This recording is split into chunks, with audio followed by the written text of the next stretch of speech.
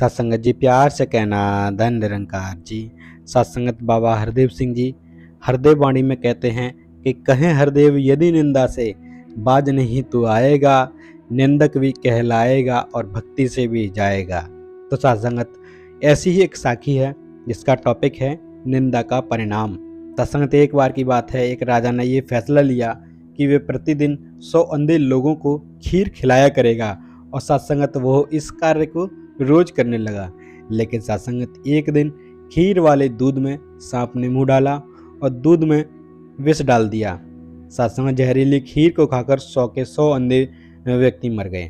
सत्संगत राजा बहुत परेशान हुआ कि मुझे 100 आदमियों की हत्या का पाप लगेगा। तो सत्संग राजा परेशानी की हालत में अपने राज्य को छोड़कर जंगलों में भक्ति करने के लिए चल पड़ा ताकि इस पाप की माफी मिल सके। तो सत्संग रास्ते में एक गांव आया। राजा ने चौपाल पे बैठे लोगों से पूछा, क्या क्या इस गांव में कोई भक्ति भाव वाला परिवार है ताकि उसके घर रात काटी जा सके। सत्संगत चौपाल में बैठे लोगों ने बताया कि इस गांव में 2 भाई बहन रहते हैं जो खूब पूजा करते हैं। राजा उनके घर रात में ठहर गया। तो सत्संग जब सुबह राजा उठा तो उसने देखा कि उस घर की लड़की पूजा पर बैठी हुई है और सत्संग उस लड़की का रूटीन था कि वो दिन निकलने से पहले ही पूजा से उठ जाती थी और नाश्ता तैयार करती थी। लेकिन उस दिन वो लड़की बहुत देर तक पूजा पर बैठी रही। जब लड़की उठी तो उसके भाई ने कहा कि बहन तू इतनी देर से क्यों उठी? अपने घर मुसाफिर आया हुआ है और उसे नाश्ता करके बहुत दूर जाना है। तो सत्संग लड़की ने जवाब दिया कि भैया ऊपर एक मामला उलझा हुआ था। धर्मराज को किसी उलझन भरी स्थिति में कोई ऐसा फैसला लेना था और मैं वो फैसला सुनने के लिए रुक गई थी, इसलिए देर तक ध्यान करती रही। तो सत्संगत उसके भाई ने पूछा ऐसी क्या बात थी?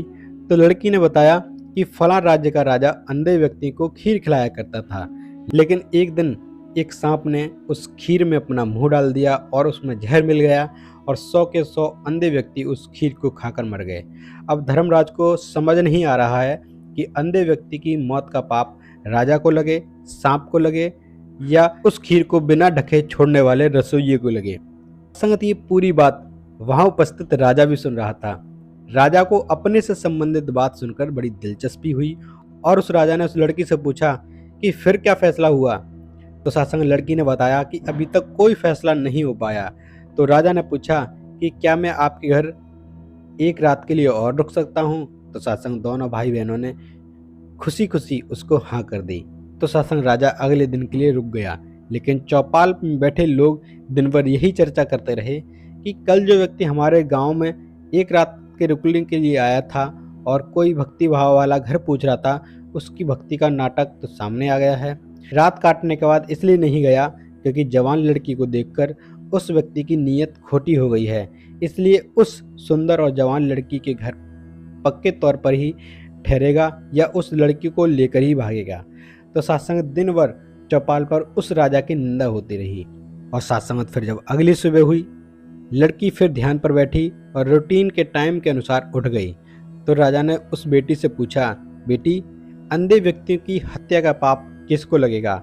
तो सत्संग उस लड़की ने बताया कि वो पाप तो हमारे गांव के चौपाल में बैठने वाले लोग बांट के ले गए। तो सत्संगत इस साखी से हमें यही प्रेरणा मिलती है कि निंदा करना कितना घाटे का सौदा है। निंदक हमेशा दूसरों के पाप अपने सर पर ढोता रहता है और दूसरे द्वारा किए गए उन पाप कर्मों के फल को भी भोगता है।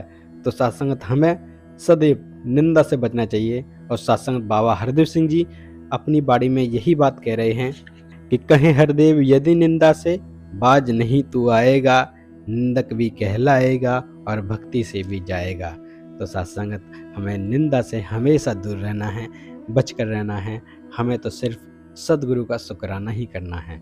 सत्संगत जी प्यार से कहना धन निरंकार जी।